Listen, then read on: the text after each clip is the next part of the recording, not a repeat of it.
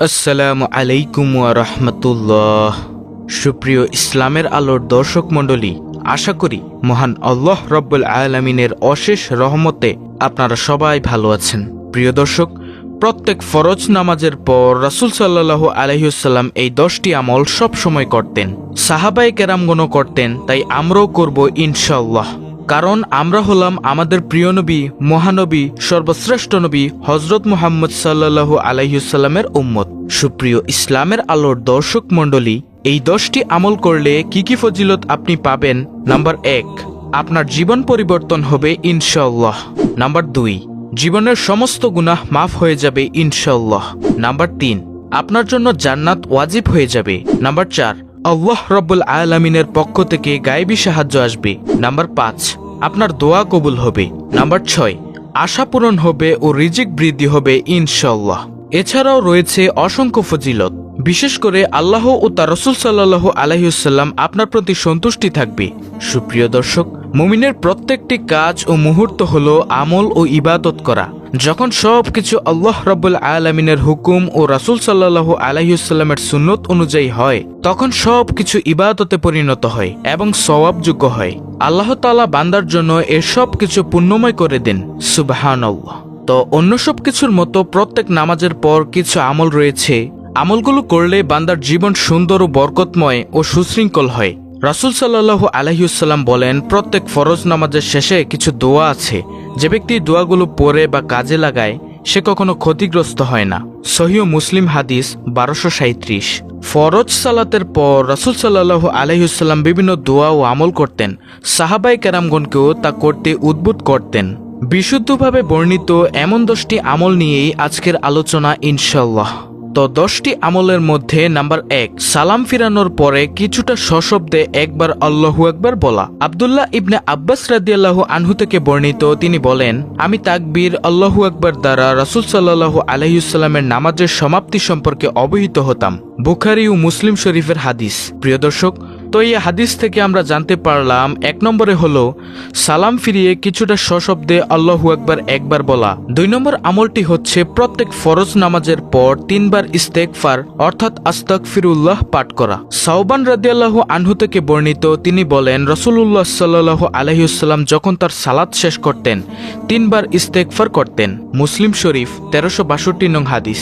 রাসূল সাল্লাল্লাহু আলাইহি ওয়াসাল্লাম ফরজ নামাজের পর যে 10টি আমল করতেন, এটি হলো 2 নম্বর আমল। তো 3 নম্বর আমলটি হলো প্রত্যেক ফরজ নামাজের পর একবার বলা, আল্লাহুম্মা আনতাস সালাম ওয়া মিনকাস সালাম তাবারাকতা ইয়া যাল জালালি ওয়াল ইকরাম।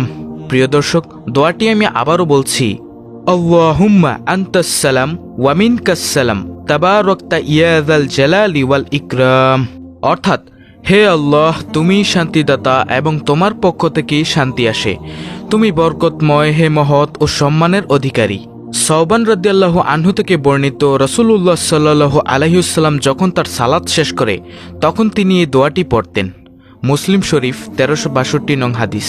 তো 4 নম্বরে হলো প্রত্যেক ফরজ নামাজের পর একবার বলা, আল্লাহুম্মা আইন্নি আলা যিকরিকা ওয়া শুকরিকা ওয়া হুসনি ইবাদাতিক।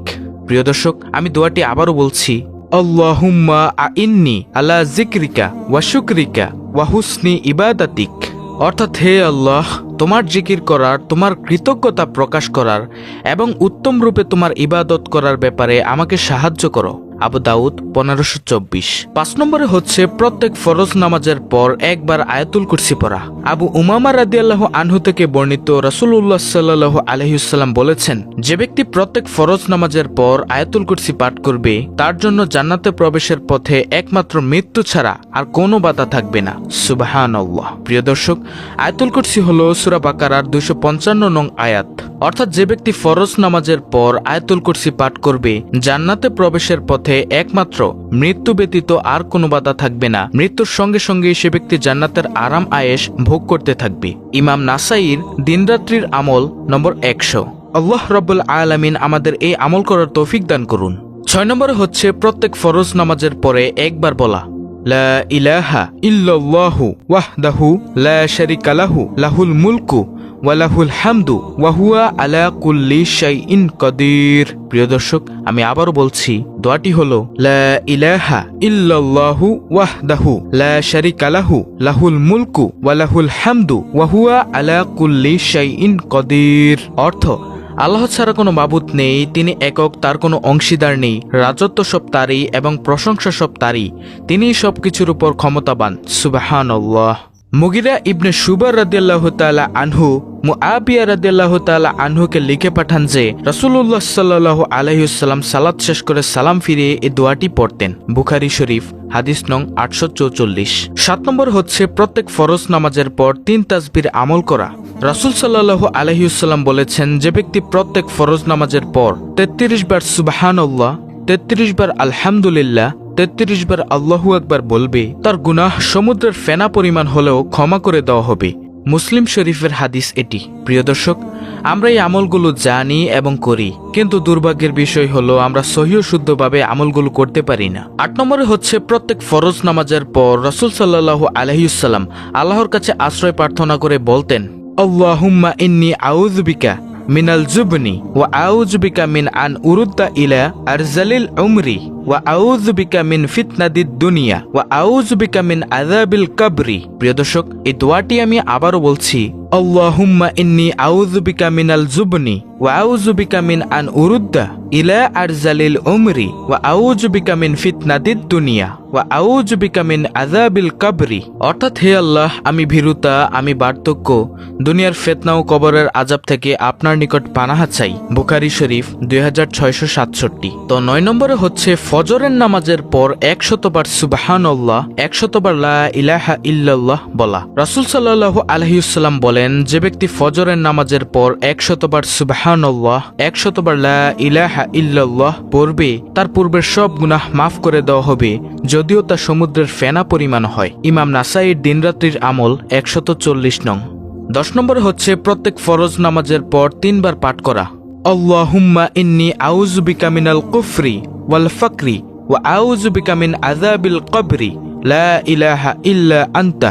প্রিয় দর্শক, আমি আবারও বলছি, আল্লাহুম্মা ইন্নী আউযু বিকা মিনাল কুফরি ওয়াল ফাকরি ওয়া আউযু বিকা মিন আযাবিল কবরি লা ইলাহা ইল্লা আনতা। অর্থাৎ, হে আল্লাহ, আমি তোমার কাছে আশ্রয় প্রার্থনা করছি কুফরি ও দারিদ্রতা থেকে, এবং আশ্রয় প্রার্থনা করছি কবরের আযাব থেকে। তুমি ছাড়া ইবাদতের কোনো যোগ্য ইলাহ নেই। তো প্রিয় দর্শক, এই হলো মোট 10টি আমল যেগুলো রাসূল সাল্লাল্লাহু আলাইহি ওয়াসাল্লাম প্রত্যেক ফরজ নামাজের শেষে করতেন। আপনারা চাইলে এই আমলগুলো খুব সহজেই করতে পারবেন, দুনিয়া ও আখিরাতে উভয়ই লাভবান হতে পারবেন। তো প্রিয় দর্শক, ভিডিওটি ভালো লাগলে অবশ্যই অন্য মুসলিম ভাইদের কাছে শেয়ার করে দিবেন। আপনাদের কাছে একটি অনুরোধ রইল, ভিডিওর কমেন্ট বক্সে অবশ্যই আলহামদুলিল্লাহ লিখবেন, কারণ আল্লাহ রাব্বুল আলামিন আপনাকে ধৈর্য ও তৌফিক দিয়েছেন বলেই আপনি ভিডিওটি শেষ পর্যন্ত দেখেছেন।